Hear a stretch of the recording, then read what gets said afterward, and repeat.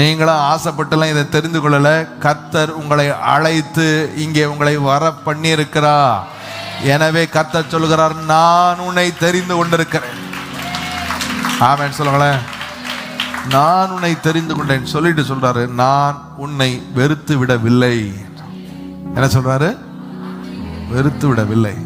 நீங்க யோசிக்கலாம், எம்மேல கர்த்தருடைய அழைப்பா, நான் என்னெல்லாம் செய்திருக்கிறேன் தெரியுமா, நான் எப்படிப்பட்டது தெரியுமா, என்னுடைய ஸ்ட்ரென்த் என்ன தெரியுமா, எனக்கு எவ்வளோ வீக்னஸ் இருக்கு தெரியுமா, நான் 10 நல்ல விஷயம் செஞ்சேன்னா 10,000 கெட்ட விஷயம் செய்கிறவன், நான் கொஞ்சம் ஜென்டிலாக இருந்தேன்னா ரொம்ப கோபக்காரனாக இருக்கிறேன், நான் கொஞ்சம் ஸ்ட்ராங்காக இருக்கிறேன்னா, கொஞ்சம் ஃபெய்த்தில் இருக்கிறேன்னா நிறையா ஃபெய்த்லெஸ்ஸாக இருக்கிறேன் அப்படின்னு சொல்லி நீங்கள் ஒருவேளை சோர்ந்து போய் மனம் நொந்து மனம் உடைந்து இந்த காலை வேளையில் இங்கே அமர்ந்திருக்கலாம். கர்த்தர் உங்களை பார்த்து சொல்கிறார், you have not chosen me.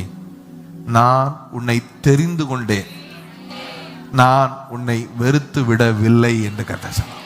ஆமென் சொல்லுங்களேன்.